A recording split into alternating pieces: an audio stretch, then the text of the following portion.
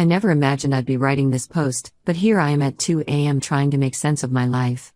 I'm Maria, 52, and I've been married to Philip, 55, for the past 15 years. Philip has 2 kids from his previous marriage, Michael, 28, and Melanie, 26. Their mom passed away from cancer when they were young, and I came into their lives when they were 13 and 11. The beginning wasn't easy. Both kids were still grieving their mom, and I understood that. I remember the first time I met them, 2 scared, hurt children who looked at me like I was trying to replace their mother. I made it clear from day one that I wasn't there to replace anyone. I was just hoping to be another person in their life who cared about them. It took time, but slowly things changed. Michael was the first to warm up to me. It started with small things. He'd ask me to help with his homework, or he'd tell me about his day at school. Melanie took longer, but she came around too. By the time Philip and I got married, both kids stood with us at the altar. Over the years, we built a strong relationship. Michael especially and I grew close.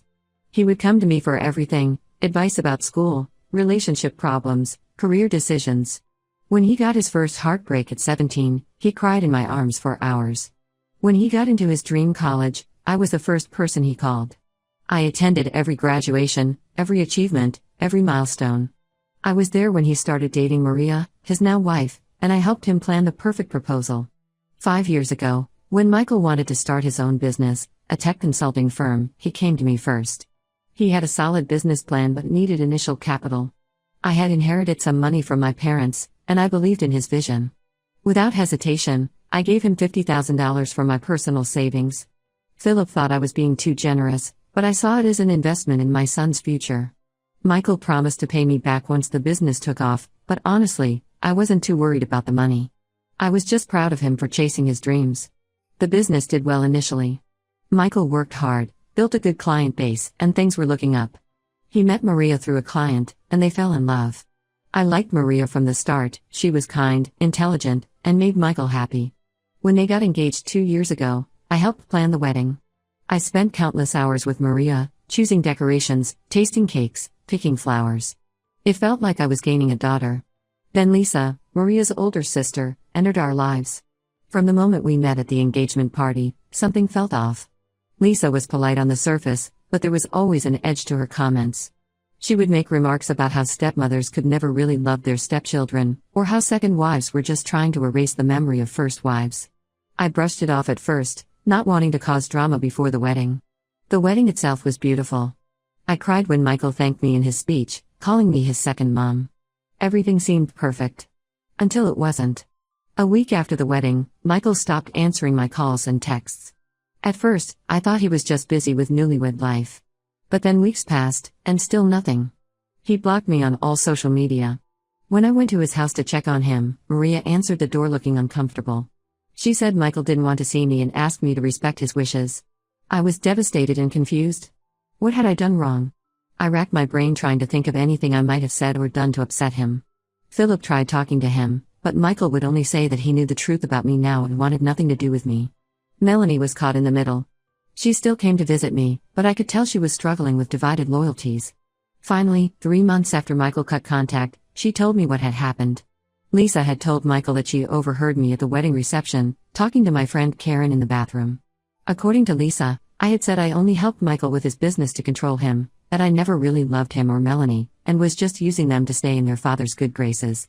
She claimed I said I couldn't wait for them to move away so I could have Philip to myself, and that I was glad their real mother wasn't around to interfere. I felt physically sick hearing this. These were vicious lies. I would never say anything like that. I love those kids like they're my own. The conversation Lisa claimed to have overheard never happened. I hadn't even gone to the bathroom with Karen that night. But Michael believed every word without even asking me about it. 15 years of love and trust, gone because of one person's lies. For 2 years, I watched from afar as he built his life. Maria gave birth to their son last year, my first step-grandchild. I wasn't allowed to meet him. I saw pictures on Melanie's phone when she visited. Every holiday, every birthday, every family gathering was incomplete.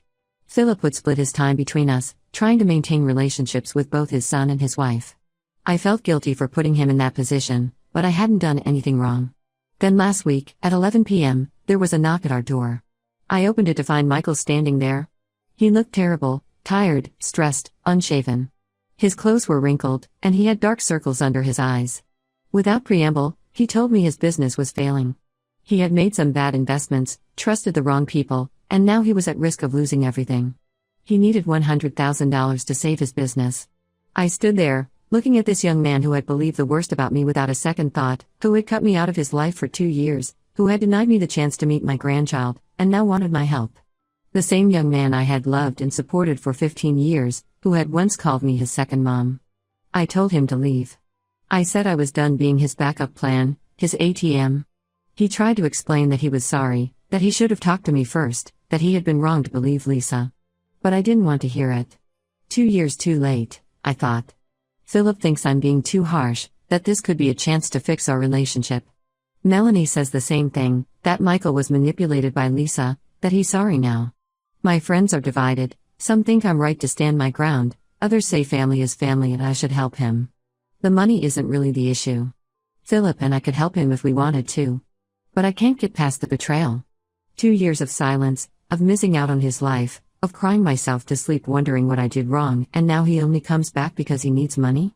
Am I wrong for refusing to help? Should I give him another chance? I don't know what to do anymore. Update 1: I never expected my last post would get so much attention. Thank you all for your support and advice. Unfortunately, things have gotten more complicated, and I need to get this off my chest. After I refused to help Michael, he went behind my back to Philip. I discovered this when I was paying bills last weekend and noticed a large withdrawal from our joint savings account. Philip had given Michael $50,000 without discussing it with me first. I felt like I'd been punched in the gut. In 15 years of marriage, we'd never made major financial decisions without consulting each other. When I confronted Philip about it, he got defensive. He said he couldn't watch his son lose everything he'd worked for. He argued that as Michael's father, he had a right to help his child regardless of what happened between us. When I reminded him about our agreement to make financial decisions together, he said this was different because it was his son, not some random investment. The argument escalated quickly. I felt betrayed all over again, but this time by my husband. Philip accused me of being vindictive, of using the money to punish Michael. I told him he was enabling Michael's behavior, teaching him that he could treat people badly and still get what he wanted as long as he went to Daddy for help. Philip spent that night in the guest room. We barely spoke for 3 days. The tension in the house was unbearable. Melanie visited during this time and could tell something was wrong, but we tried to keep our problems to ourselves. We didn't want to put her in the middle any more than she already was. Then things took an unexpected turn. Melanie called me crying 2 days ago. She was upset because she just learned about more lies Lisa had been spreading. Apparently, Lisa hadn't stopped at just the wedding story. She told the entire extended family that I had manipulated Philip into marrying me for his money. She claimed I had tried to turn Michael and Melanie against their dead mother's memory by taking down her photos and refusing to let them talk about her. The worst part? Lisa told everyone I had threatened to divorce Philip if he helped Michael with his business. None of this was true. Philip and I had struggled financially in the early years of our marriage. I was a middle school teacher then, and he was just starting to rebuild his construction business after the 2008 crash. We worked hard for everything we had. As for their mother's memory, I was the one who helped the kids make a memory book about her. I spent weeks helping them gather photos and write down their favorite stories about her. The book sits proudly on our living room shelf to this day. But here's where everything changed. Michael's wife Maria finally broke her silence. She called me yesterday, crying and apologizing. She admitted that she had known Lisa was lying, not just about me but about other family members too. She had proof, screenshots of text conversations where Lisa bragged about causing drama in families just for fun. In one message, Lisa wrote about how amusing it was to watch families fall apart because of her stories. Maria explained that she had wanted to speak up sooner, but Lisa had dirt on her family. Lisa had threatened to reveal some damaging information about Maria's father if Maria ever exposed her lies.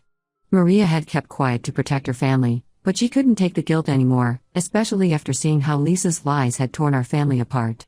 Michael came to see me today, with Maria. They showed me everything, the text messages, the evidence of Lisa's manipulation. Maria had been collecting proof for months, documenting every lie, every manipulation. It was worse than I thought. Lisa hadn't just told one big lie at the wedding. For months before that, she had been feeding Michael small lies about things I supposedly said or did. She told him I complained about having to help with his business. She claimed I made fun of his relationship with Maria behind his back. She even convinced him I had tried to talk Maria out of marrying him. It was a systematic campaign to poison him against me, and it worked because he trusted her, She was his wife's sister, after all. Michael broke down crying when he saw all the evidence. He apologized over and over, saying he had been stupid and wrong. He admitted that deep down, he'd had doubts about Lisa's stories, but she had played on his insecurities so well. She reminded him that his birth mother hadn't lived to see him grow up, suggested that maybe I was just pretending to care about him to keep Philip happy. I sat there listening to all this, feeling numb. On one hand, I was relieved to finally understand why Michael had turned on me so completely. On the other hand, the pain of his betrayal felt fresh all over again. Yes, Lisa had manipulated him, but he had still chosen to believe the worst about me without even giving me a chance to defend myself. Philip was there too, listening to everything. He looked sick when he realized how thoroughly we'd all been manipulated. He apologized for doubting me, for giving Michael the money behind my back. He promised to get the money back from Michael. I'm still processing everything. The betrayal feels different now, it shifted from Michael to Lisa. But I can't forget how easily Michael believed the worst about me. 15 years of love and trust should have counted for something. Philip wants me to forgive Michael now that we know the truth. He says Michael was a victim too. But was he really? Yes, Lisa manipulated him, but he was a grown man who chose to believe lies about someone who had loved him for 15 years. He chose to cut me out of his life without a single conversation. He chose to deny me the chance to meet my grandchild. I don't know how to move forward from here. The truth is out, but the damage is done. How do you rebuild trust after something like this? Update 2: The situation has evolved in ways I never expected, and I need to share what's happened since my last update. After Maria exposed Lisa's lies, it was like opening floodgates. More family members started coming forward with similar stories about Lisa, and the picture that emerged was disturbing. Lisa's own brother Tom reached out to me. He explained that Lisa had done the same thing to his ex-wife Jenny 3 years ago. She had systematically fed Jenny and Tom lies about each other until their marriage fell apart. By the time they realized Lisa was behind everything, the damage was irreparable. They had already divorced, and Jenny had moved to another state with their kids. Maria's cousin Amy had a similar story. Lisa had almost ruined Amy's relationship with her parents by convincing them Amy was secretly addicted to drugs and stealing from them. The truth only came out when Amy's parents caught Lisa planting empty pill bottles in Amy's old room during a family gathering. Michael and Maria have completely cut ties with Lisa. It wasn't easy for Maria. Lisa is still her sister, but after learning about all the other families Lisa had hurt, Maria realized there was no other choice. Their parents are devastated, caught between their daughters.